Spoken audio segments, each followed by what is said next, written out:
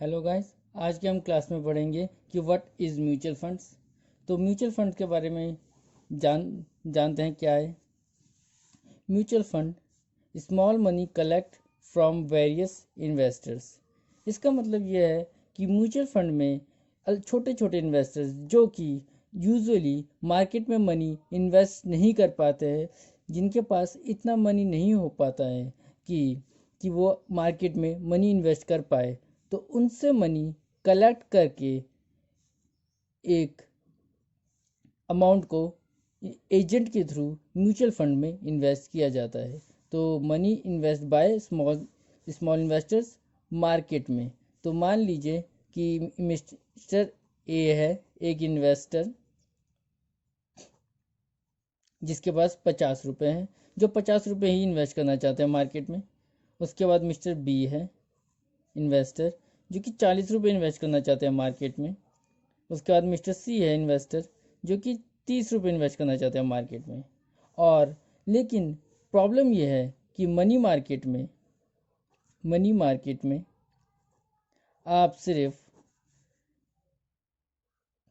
60 रुपये होने के बाद ही पैसा इन्वेस्ट कर सकते हैं, इससे लोएस्ट नहीं है। तो ना तो मिस्टर ए इन्वेस्ट कर पाएंगे, ना तो मिस्टर बी इन्वेस्ट कर पाएंगे, और ना ही मिस्टर सी इन्वेस्ट कर पाएंगे। तो ऐसे केसेस में ऐसे छोटे इन्वेस्टर्स भी मनी मार्केट में इन्वेस्ट कर पाए, इसके लिए ये एजेंट्स म्यूचुअल फंड का सहारा लेते हैं। म्यूचुअल फंड्स में ये इन्वेस्टर्स, ऐसे छोटे छोटे इन्वेस्टर्स को कलेक्ट कर लिया जाता है। इन सब छोटे इन्वेस्टर से पैसे लिए जाते हैं और एक जगह इकट्ठा कर लिए जाते हैं। जैसे कि इन सब का टोटल 120 रुपीज़, और इस 120 रुपीज़ को एजेंट या आप कह लीजिए म्यूचुअल फंड आगे जाके मार्केट में इन्वेस्ट कर देता है। इस इन्वेस्ट के बदले मार्केट से इस म्यूचुअल फंड को कुछ रिटर्न मिलता है, और ये जो रिटर्न है ये म्यूचुअल फंड आगे जाके इन स्मॉल शेयर होल्डर्स को, इन हम इन्वेस्टर को शेयर होल्डर्स कह सकते हैं, शेयर होल्डर्स इन्होंने इन्वेस्ट किया है म्यूचुअल फंड में।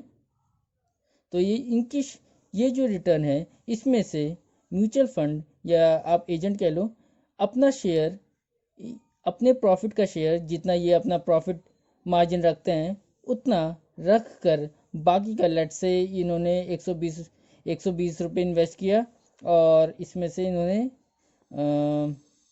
200 रुपये कमा लिए।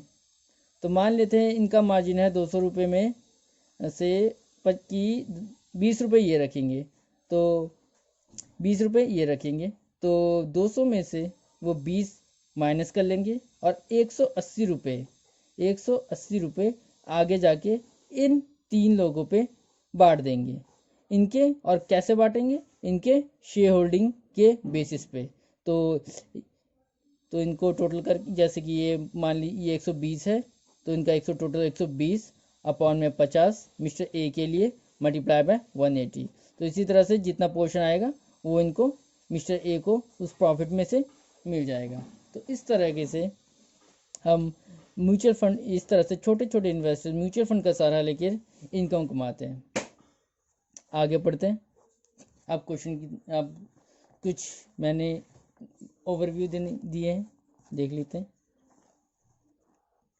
तो म्यूचुअल फंड्स में देख लेते हैं, जैसे कि इक्विटी मार्केट है। इक्विटी मार्केट में 1 साल से ज़्यादा का इन्वेस्टमेंट नॉन टैक्सेबल होता है। ये म्यूचुअल फंड के कुछ टैक्स पॉइंट्स है, इसे ज़रा ध्यान से पढ़िएगा। LIC यानी कि life insurance corporation generally non taxable होता है। म्यूचुअल फंड का रेट बेसिकली 15 से 18 के बीच होता है, अगर 15 या इससे ज़्यादा साल के लिए अगर आपने म्यूचुअल फंड ले रखा है तो। NAV का मतलब नेट एसेट्स वैल्यू है, जिसको हम आगे पढ़ेंगे कि NAV क्या होता है। इनिशियल NAV यानी कि net assets value of the mutual fund हमेशा 10 रहेगी। अगर क्वेश्चन में आपको ना दिया गया हो तो आपको 10 ही मानना है। Opening NAV generally in the question is silent, जैसे कि आप देख सकते हैं। तो म्यूचुअल फंड अब 3 तरीके के होते हैं। पहला इंटरवल स्कीम, दूसरा ओपन एंडेड और तीसरा क्लोज एंडेड। ओके, तो इंटरवल स्कीम में देख लेते हैं। इंटरवल स्कीम है combination of both open and close ended schemes. Open and board इस क्लोज का अगर आप कॉम्बिनेशन इन दोनों को जोड़े तो वो इंटरवल स्कीम कहलाता है। तो देख लेते हैं कि ओपन एंडेड क्या होता है।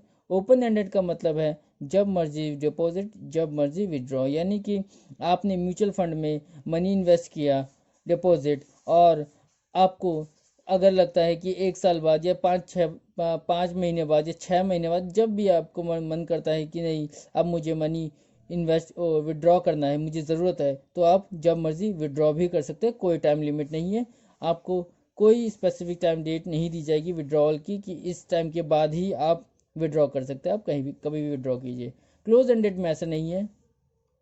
क्लोज एंडेड में आप डिपॉजिट तो कभी भी कर सकते हैं, लेकिन प्रॉब्लम यह है कि विड्रॉ के लिए आपको एक स्पेसिफाइड पीरियड दे दिया जाएगा। इससे पहले आप इस अमाउंट को विड्रॉ नहीं कर सकते। जैसे कि लेट्स से आपने मनी इन्वेस्ट किया क्लोज एंडेड में और आपको विड्रॉ लिमिट दी गई 1 साल, तो आप 6 महीने, अगर मान लीजिए आपको 6 महीने में मनी की ज़रूरत पड़ गई, तो आप 6 महीने में मनी नहीं निकाल पाएंगे क्योंकि आपने क्लोज एंडेड स्कीम में इन्वेस्ट किया है मनी। तो इसलिए आपको 1 साल तक तो रुकना ही पड़ेगा ताकि आप इस क्लोज एंडेड के अमाउंट को विड्रॉ कर सके। वैसे जनरली ये 3 साल के लिए होता है, तो आप देख सकते हैं जनरली 3 इयर्स। इसके अलावा म्यूचुअल फंड में डिविडेंड में सिंपल सी बात है, आप मनी इन्वेस्ट करेंगे तो उसके बदले आपको डिविडेंड मिलेगा। तो डिविडेंड के क्वेश्चन कुछ इस तरीके मान लीजिए डिविडेंड इसमें से पब्लिक ये मान लेता है कि ये एनएवी ओपनिंग आपका 10 रुपये, मान लेते हैं कुछ महीने बाद या कुछ सालों बाद कह लेते हैं आपको डिविडेंड मिल गया और आपका 10 रुपये 15 रुपये में बदल गया। 15 रुपये में बदलने के बाद अब आपके ये जो 15 रुपये है इसमें आपका एनएवी तो है ही है, साथ में डिविडेंड भी इंक्लूडेड है। तो इसी चीज़ को हम कहते हैं इसी इन एनएवी कम डिविडेंड, CUM कम डिविडेंड।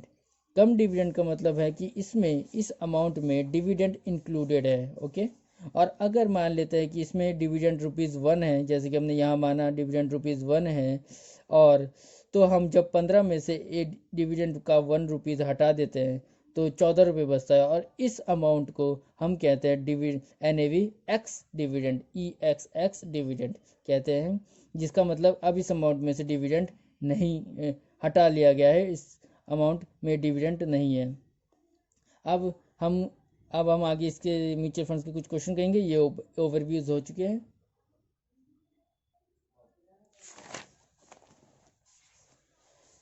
तो अब ये देख लेते हैं।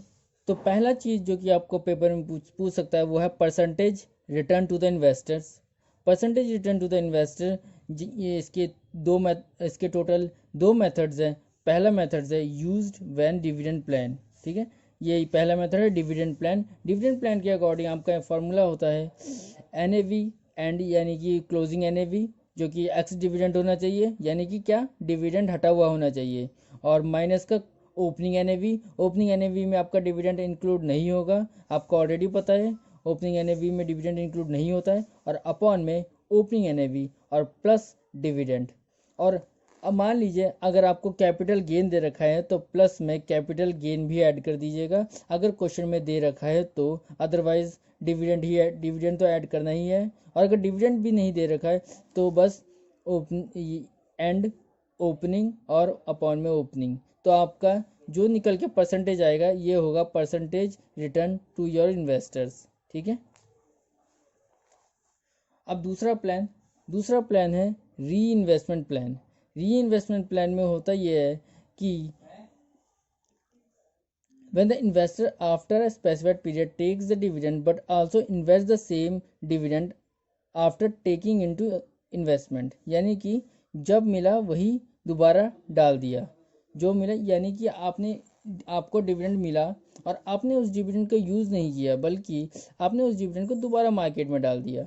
तो ऐसे केसेस में percentage return of investment in this case क्या होगा, value of investment at the end. याद रखिए इस वाले में अब डिविडेंड इंक्लूडेड है, value of investment at and.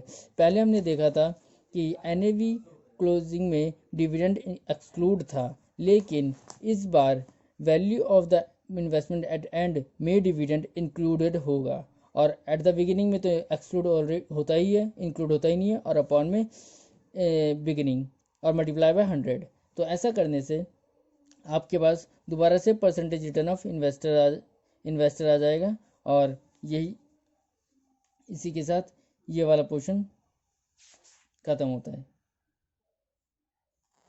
इसके नेक्स्ट क्लास में हम पढ़ेंगे कि म्यूचुअल फंड्स की वैल्यूएशन कैसे की जाती है और इससे related questions. So please next class में मिलते हैं।